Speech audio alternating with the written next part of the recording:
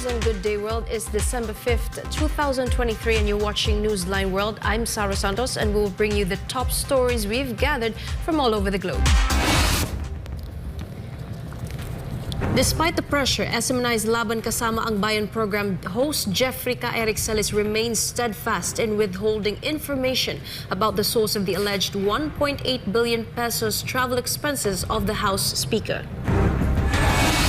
In the Israel-Hamas War, the Israeli Defense Forces continue to push into Gaza amid its extension of offensive against Hamas forces. The remaining Thai hostages held by Hamas will be freed in the next ceasefire, as said by the country's prime minister. The White House warns American lawmakers that the U.S. is running out of money for Ukraine. And Japan is considering the postponement of its space agency's exploration of Martian moons. These and more for tonight's edition of Newsline World. And for our first news, Senator Ronald Bato de la Rosa has something to say regarding the peace talks between the government and the CPP, NPA, NDF. Let's find out more with Ruth Hamilton.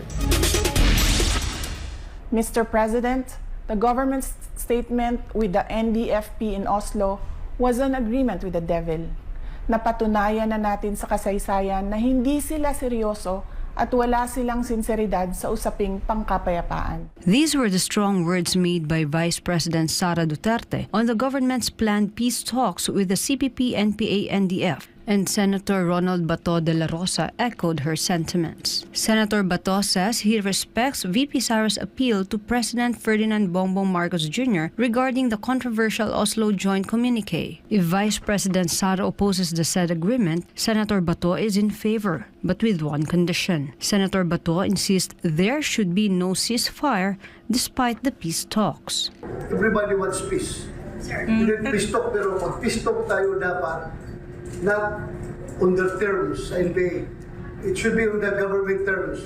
Hindi tayo magpapadikta sa kanila. Senator Bato emphasized that the communist terrorist group should not be in a position to dictate terms to the government, including granting amnesty to communist rebels.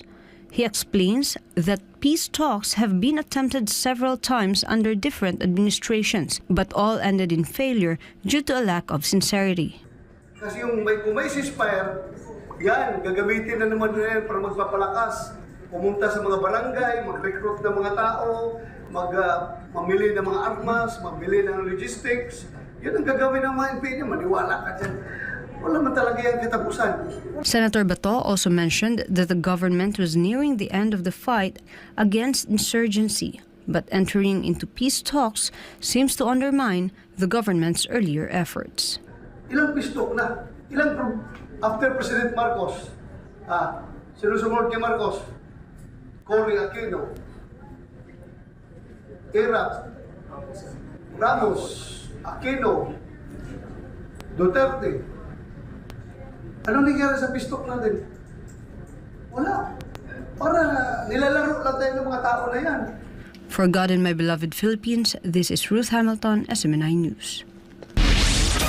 The White House has made an urgent appeal to American lawmakers to approve more aid for Ukraine as the country is nearly out of time as agencies spend the last remaining funds from previous security packages. Jane Cognita reports. In a letter to House and Senate leaders and released publicly, White House's Office of Management and Budget Director Shalanda Young said that the U.S. will run out of funding to send weapons and assistance to Ukraine by the end of the year. Young said, in quotes, "I want to be clear, without congressional action, by the end of the year we will run out of resources to procure more weapons and equipment for Ukraine and to provide equipment from U.S. military stocks. There is no magical pot of funding available to meet this moment. We are out of money and nearly out of time. Cutting off the flow of U.S. weapons and equipment will kneecap Ukraine on the battlefield, not only putting at risk the gains Ukraine has made, but increasing the likelihood of Russian military victories." End of quote.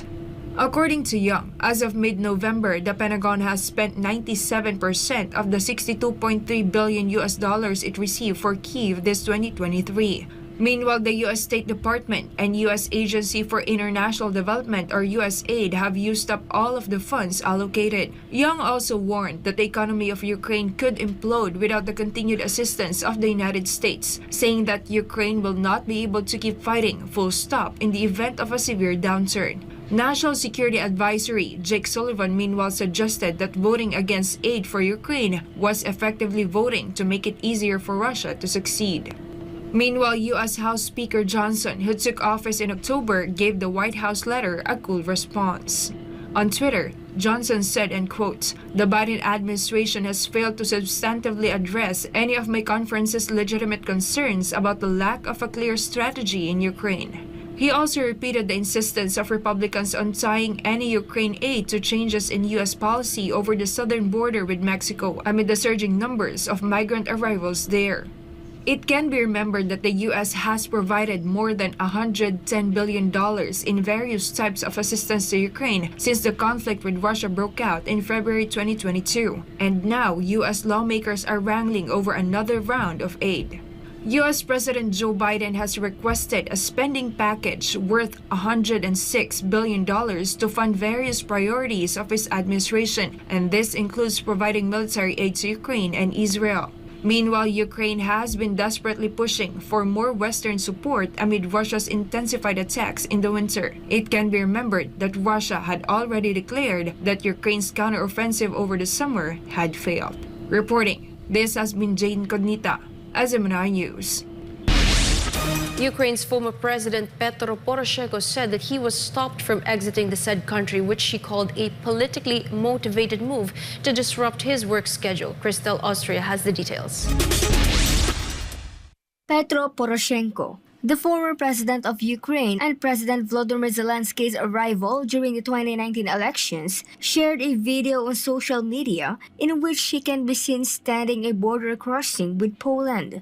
Poroshenko was turned away at the said border post on Friday. In the said video, he said that he had been turned away. He also showed that he had papers, as per which he had official permission to cross the border. The former president of Ukraine said that he was supposed to travel to Poland to carry out negotiations to end blockade of truckers, and then he will travel to the United States to build support for Ukraine's war efforts against Russia. Poroshenko said that the incident was an anti-Ukrainian sabotage that hindered not only the diplomatic work of his entire team, but also a blow to Ukraine's defense capability. But according to the Ukrainian Security Service on December 2, they had stopped Poroshenko from exiting Ukraine because Russia had planned to exploit its meeting with Hungarian Prime Minister Viktor Orban to hurt Ukraine's interests. The agency also added that Hungary's Orban systematically holds an anti-Ukrainian position, was Putin's friend, and wanted sanctions imposed against Russia over its military operation in Ukraine be removed. Reporting, this has been Christelle Austria, SMNI News. In the latest standoff between the United States and Iran, the White House reiterated Tehran should be held responsible after the Iranian-backed Houthis attacked commercial ships and the U.S. warship this past weekend. Iran previously warned that the U.S. will not be spared if the war in Gaza continues. Melchizedek Cadiz reports. Tensions are rising after the Iran-backed Houthi rebels attacked 3 commercial ships in the Red Sea, a major shipping lane that runs between Africa and the Arabian Peninsula.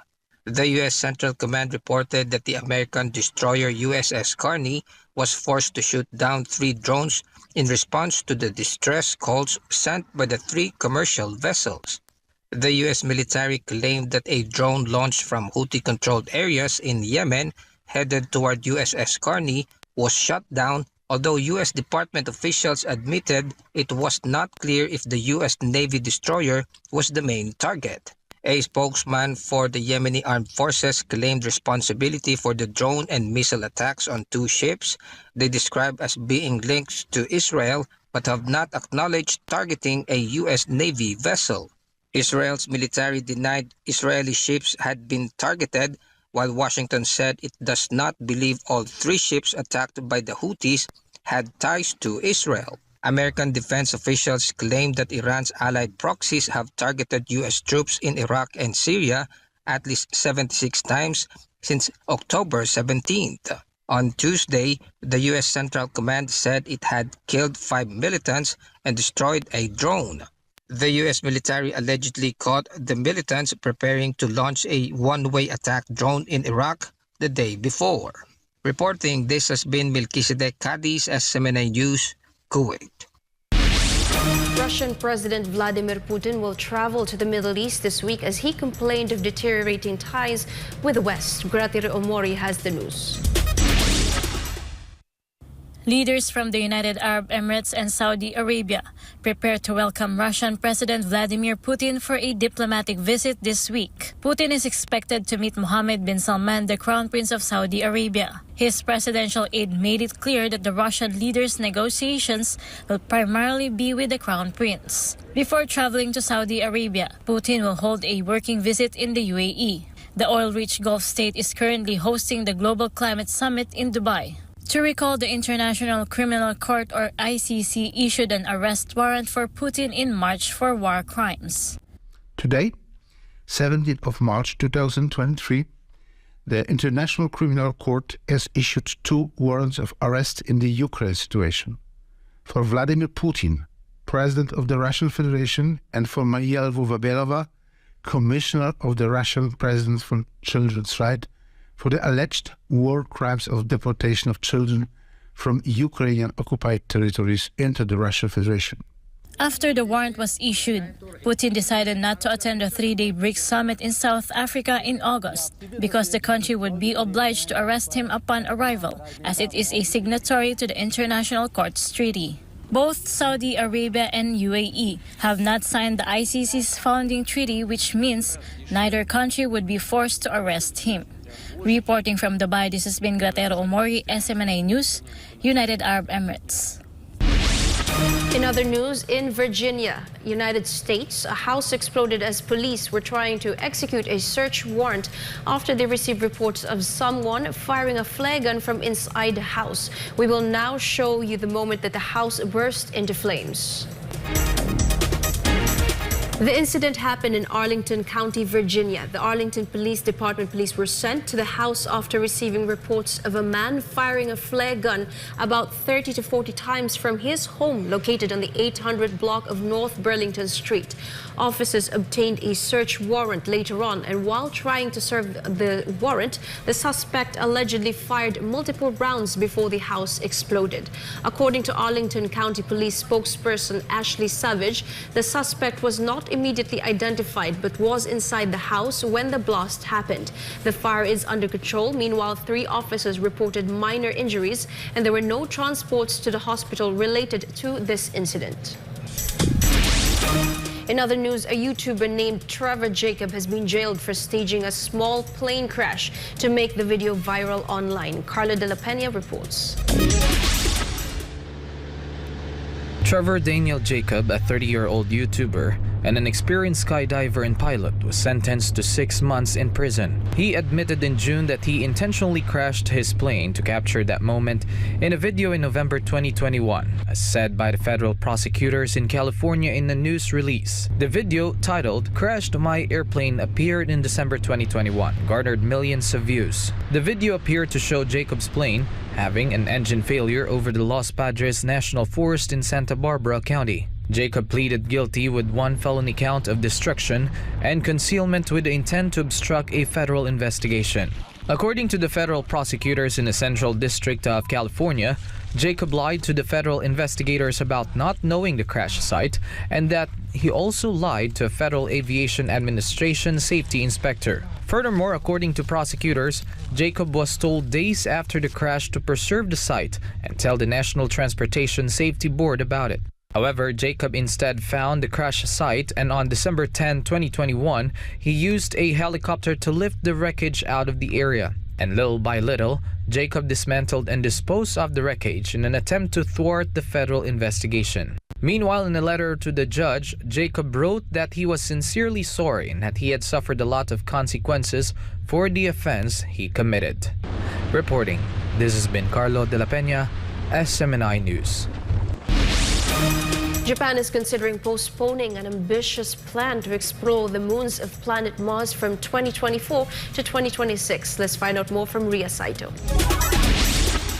Japan's Martian Moons Exploration Project, or MMX, could be delayed for 2 more years due to issues with its new flagship H3 rocket. The H3 rocket will help facilitate the probe's launch. The rocket made its first flight on March 7th but failed to reach orbit. Issues with the rocket made organizers of the mission consider rescheduling the launch from 2024 to 2026. The second H3 rocket is set to be launched in 2024, but its payload has been modified as a precaution. The mission aims to explore and search for clues about the origin of the Martian moons Phobos and Deimos. If successful, it will be the world's first attempt to collect Martian moon surface samples. Plans to postpone the mission would destroy plans for the probe to enter the Martian system and live stream detailed images of the 2025 World Exposition in Osaka, Japan. Ijon yung Krasitorian sa SMNI Japan. President Ferdinand Bongbong Marcos tested positive again, as announced by the Malacanang Palace. But according to the Presidential Communications Office, Marcos is still fit to carry out his duties and will be continuing his scheduled meetings via teleconference. The details from Valdivina Gracia. President Bongbong Marcos is tested positive for COVID-19.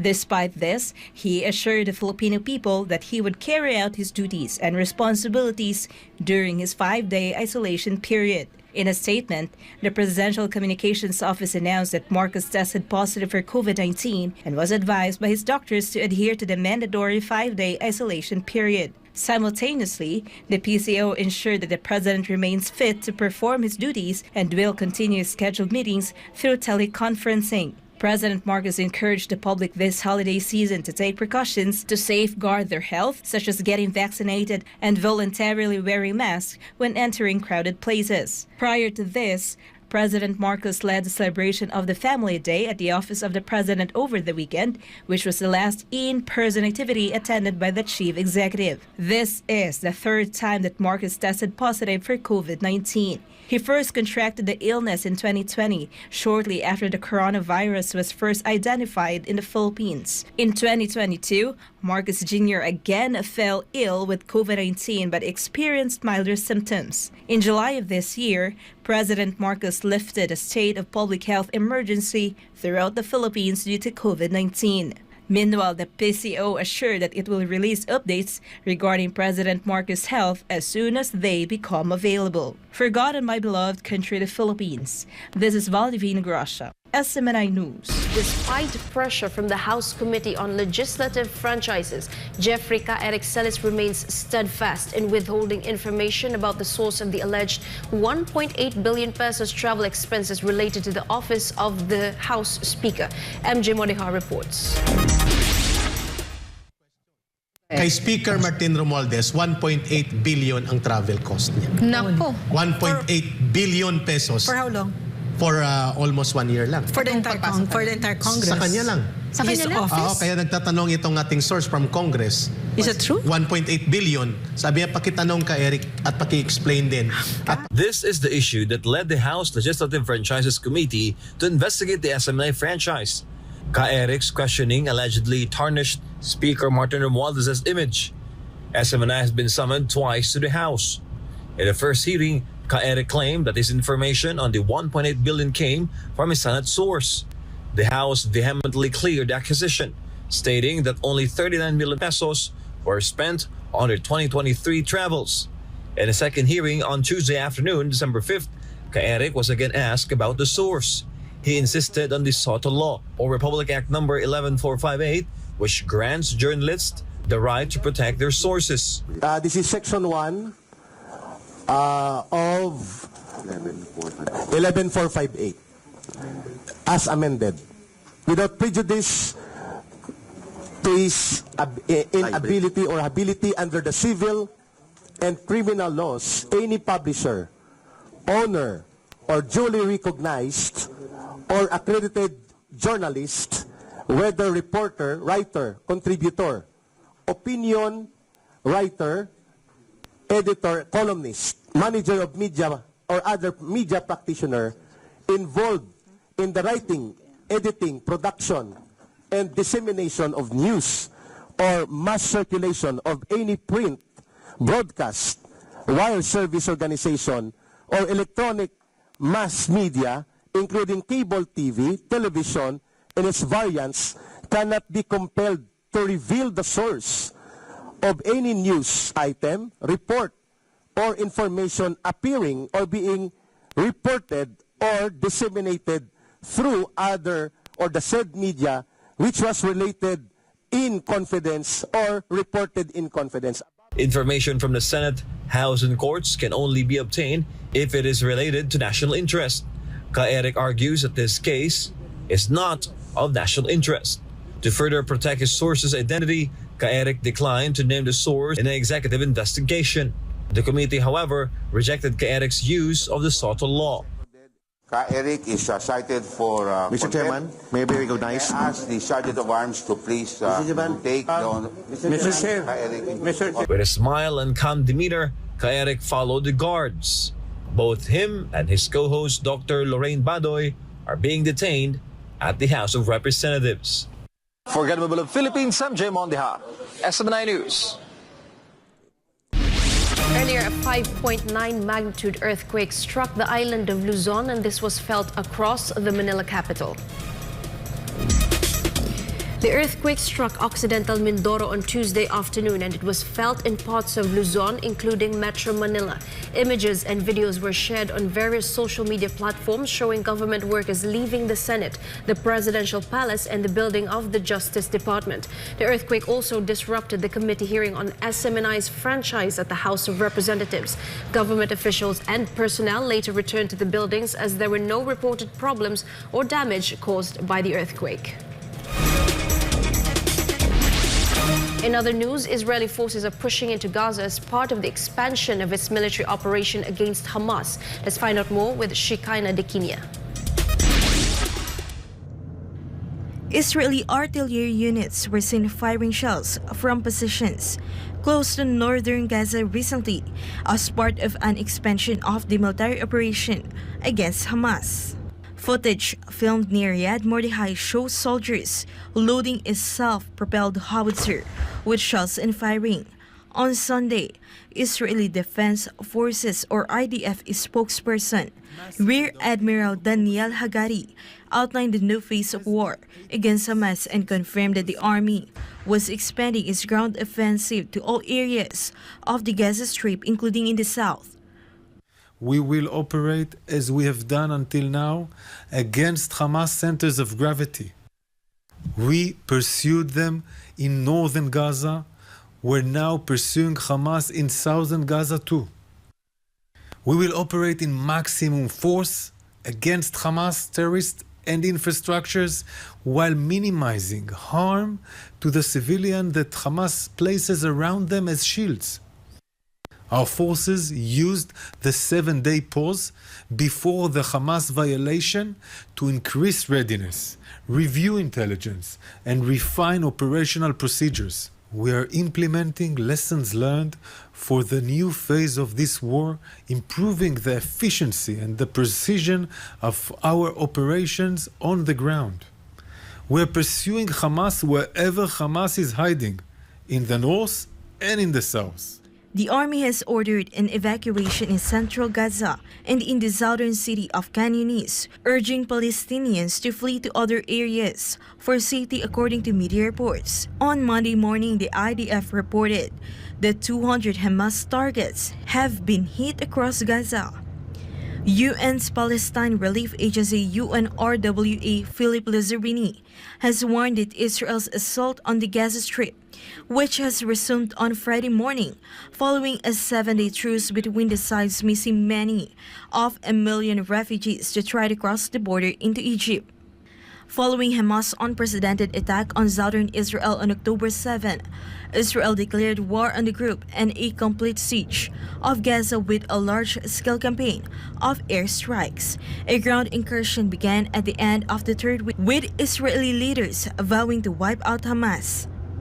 The IDF claimed that Hamas locations and infrastructure were targeted in the response.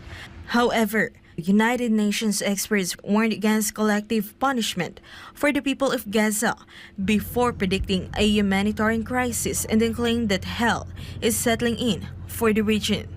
Reporting for Newsline World, Shekinah Dikinya, SMNI News. The death toll from the ongoing conflict has exceeded 17,300 according to official data released by both sides of Israel and Palestine. The Palestinian death toll has risen to 15,899 due to Israeli attacks on the Gaza Strip since October 7th, according to recent data from the Hamas-run Health Ministry. Ashraf Al-Qadra, spokesman of the ministry, said at a press conference in Khan Yunis, south of Gaza Strip, that the number of injured people rose to more than 42,000, while 70% of the victims were children and women. According to the Palestinian Health Ministry, 242 people had been killed in the West Bank as of November 29th. Meanwhile, the Israeli side said that the death toll is about 1,200. Al-Qadra accused Israel of escalating its targeting of hospitals and health facilities, noting that it destroyed 56 health institutions, arrested 35 medical personnel, and rendered the health system in the Gaza Strip completely incapacitated. The Israeli Defense Forces, on the other hand, claimed that Hamas has been using Gaza's hospitals for military operations, and the Shifa Hospital is believed to be one of the main centers of the underground tunnel infrastructure of Hamas. Meanwhile, Israel has raised the level of travel warning to dozens of countries, including Australia, in the wake of rising anti-Semitism worldwide as Israeli troops in the Hamas terror group refused or resumed fighting in Gaza. Sheena Salim reports. Israel's National Security Council has updated travel warnings for about 80 countries worldwide. Several countries in Western Europe and South America, along with Russia and Australia, were raised to level. The council has ranked certain countries from category 1 to 5, with 1 as the lowest and 4 as the highest threat level. Meanwhile, level 5, which is shaded as orange-red, indicates a mixed threat level based on the region of the country. Countries raised to level 2 include Australia, Russia, Argentina, Brazil, United Kingdom, France, and Germany, which means Israelis should take additional precautions while there. Israelis overseas were also advised to avoid obvious displays of their Jewish and Israeli identities. The announcement warned that Israeli embassies, airports, as well as Jewish communities and religious institutions abroad are major targets for anti-Semitic attacks and protests. It is also recommended postponing travel to Arab and Middle Eastern countries, the North Caucasus, countries bordering Iran, and a number of Muslim countries in Asia. Israel updated the travel warning following escalating threats from Iran and the Hamas group, as well as attempted attacks against Jews and Israelis worldwide. Reporting from Melbourne, this is Sheena Salim, SMNI News, Australia. The government of Thailand announced that the sad news that the remaining Thai hostages held captive by Hamas will not be released until the next ceasefire. Chatmong Kompisa Maigoson has the news. Families of remaining Thai nationals still held captive by Hamas woke up to a grim reality of prolonged agony that they will not be able to see their loved ones until the next ceasefire. Thai Prime Minister Sethar Thavisin announced that the government needs to wait until the next ceasefire to release the Thai nationals. Sethar pointed out that the ongoing fighting needs to be suspended first to ensure the safe release of the hostages. The government believes at least 8 or 9 Thais are still being held captive by Hamas. So far, 23 Thais have been released during the temporary ceasefire between Israel and Hamas. All released hostages have returned to the country. The Prime Minister said he plans to meet with the Chief of Defense Forces and the former hostages to discuss various issues. รายงานจากราชบุรี นายชัดมงคลพิสมัยโกศล SMNI News ประเทศไทย สวัสดีครับ The Prime Minister of Cambodia held talks with a senior Chinese military official to demonstrate ironclad friendship between the two countries. Let's find out more with Trisha Molina. Cambodian Prime Minister Hun Manet warmly welcomed He Weidong, the vice chairman of China's Central Military Commission, as part of the latter's working visit to the Southeast Asian country. The meeting took place at Peace Palace in Phnom Penh. Hun Manet hailed the ironclad friendship between Cambodia and China, and how both countries have enjoyed a comprehensive strategic partnership of cooperation since establishing diplomatic ties 65 years ago. The Cambodian Prime Minister reiterated his support for the One China policy and its opposition to external forces interfering in China's internal affairs. Both leaders also hailed a good relationship between their respective militaries and their desire to support each other in maintaining national stability. Reporting for Newsline World, this has been Trisha Molina, SMNI News. And before we end, may you be inspired with the message of the appointed Son of God.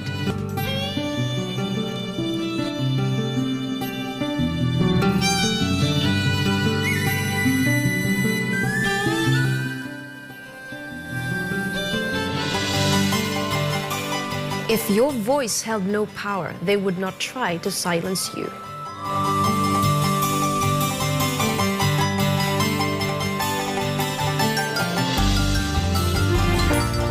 And for our Christmas countdown, there's only 19 days more to go before Christmas. And that's all for today's edition of Newsline World. For more news update, you may visit SMNInewschannel.com or follow us on our official social media accounts on Rumble, Facebook, and Twitter. For God and my beloved country, the Philippines, I'm Sarah Santos. Thank you for watching Newsline World, and thank you to our beloved pastor, Pastor Apollo Sikibuloy, for the opportunity to be a part of this program. May you continue to listen on SMNI as it delivers nothing but fair, truthful, and balanced news, because SMNI is your source of credible news.